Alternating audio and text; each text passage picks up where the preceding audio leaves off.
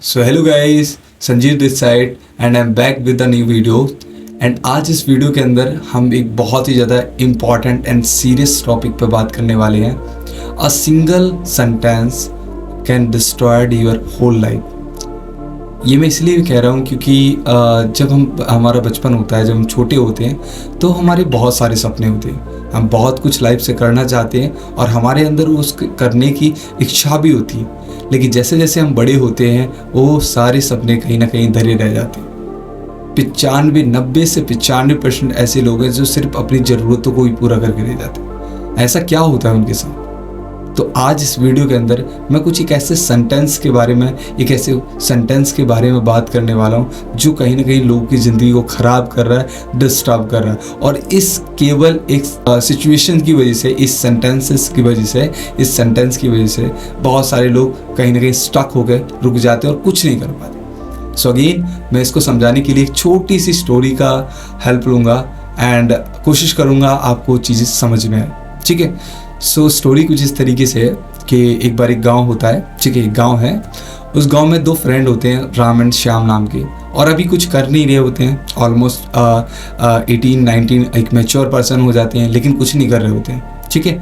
सो एक बार जंगल में वो बरगद के पेड़ के नीचे बैठे होते हैं, तो दोनों बात कर रहे होते हैं और राम श्याम दोनों बात कर रहे होते हैं। तो राम एक बार श्याम से कहता है कि अब हम कुछ कर नहीं रहे, तो मुझे लगता है कि हमें कुछ करना चाहिए। एंड मैं काफ़ी टाइम से नोटिस कर रहा हूँ कि जो डेयरी प्रोडक्शन है, यानी दूध वगैरह का, ये काफ़ी अच्छा चल रहा है लोगों का। ठीक है। तो ऐसा लग रहा है कि हमें भी ये बिज़नेस करना चाहिए, और दोनों बिज़नेस करते हैं। ठीक है। तो श्याम को भी आइडिया पसंद आता है कि ठीक है, हम कुछ कर नहीं रहे हैं, क्या पता इससे कुछ हो जाए। ठीक है।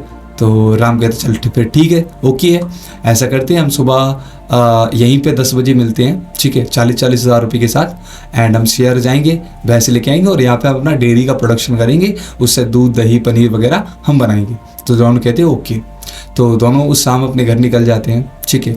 और जैसी ही बात हुई थी, राम अगले दिन 10 बजे 40 हज़ार रुपये लेके वहाँ पे पहुँच जाता है।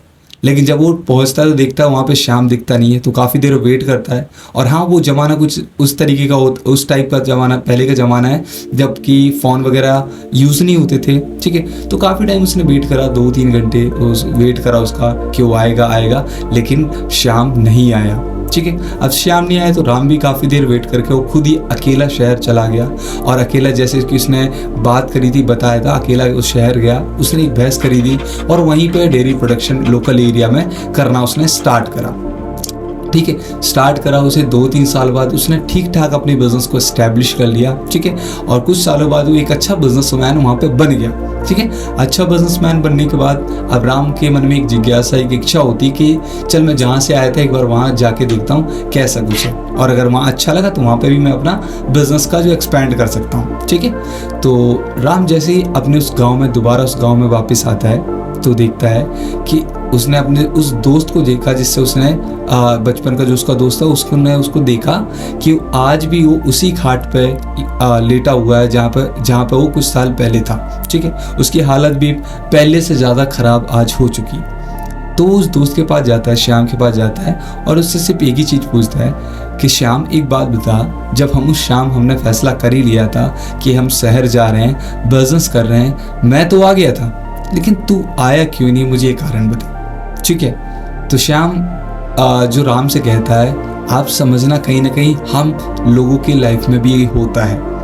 हम समझ नहीं पाते वो क्या चीज़ है, लेकिन हमारी लाइफ में यही होता है। ठीक है। श्याम कुछ इस तरीके से कहता है कि दोस्त, हमने फैसला तो कर लिया था, हमें बिजनेस करना है, आगे बढ़ना है, लेकिन जब उस शाम को मैं घर गया और मैंने अपने डैडी से, पापा से बात करी कि पापा मैं एक इस तरीके से एक डेयरी का बिज़नेस करूँगा और हम लोग बहुत अच्छा करेंगे दोनों मिलकर, तो मेरे पापा कुछ इस तरीके से कहते हैं कि बेटा तू ठीक कह रहा है, लेकिन इन केस तेरी भैंस मर गई तो क्या होगा।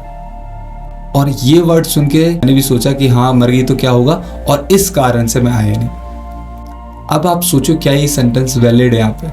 ठीक है। और कहीं ना कहीं ये सेंटेंस श्याम की लाइफ में नहीं, हम सब लोगों की लाइफ में होता है। तो श्याम की ये बातें सुन के राम को एकदम शौक लगा। ठीक है, कि कोई इस तरीके से कैसे सोच सकता है। ठीक है। और एक चीज़ राम और श्याम के साथ नहीं है, ये हमारे कहीं ना कहीं हमारे पूरे नेशंस के, आई लव माई नेशंस, लेकिन हमारे इंडिया में ज़्यादातर हमारा जो फोकस होता है नेगेटिव चीज़ों की तरफ होता है। देखिए किसी भी चीज़ को आप उठा के देख लीजिए, उसके दो साइड्स होते हैं, एक नेगेटिव होता है एक पॉजिटिव होता है, लेकिन हमारा नेचर क्या है, नेगेटिव तरफ ज़्यादा जाता है और हम उसी के बिहाफ पे अपने जो डिसीजन से लेने लगते हैं।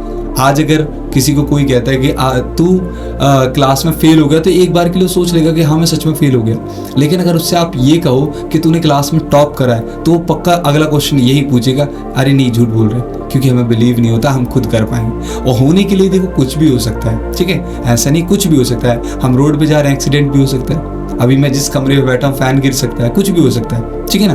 तो आपको एग्जैक्ट समझना पड़ेगा कि क्या हमारे लिए ज़रूरी है। आज के टाइम में बहुत सारे रिसोर्सेज हैं आगे बढ़ने के, बहुत सारी चीज़ों को सीखने के, बहुत सारा अच्छा करियर बनाने के लिए बहुत ऑप्शन है, लेकिन कहीं ना कहीं हम ऐसी चीज़ों को सोच के काश मैं नहीं, अगर मैं नहीं कर पाया तो, इस वजह से हम रुक जाते हैं। सो आई होप आप इस चीज़ का ध्यान रखेंगे एंड कोई भी ऐसी अपॉर्चुनिटी आती है जिससे आपको लगता है कि मैं आगे बढ़ सकता हूँ, फटाफट ग्रैब करके उसमें काम करने स्टार्ट करेंगे। So thank you so much.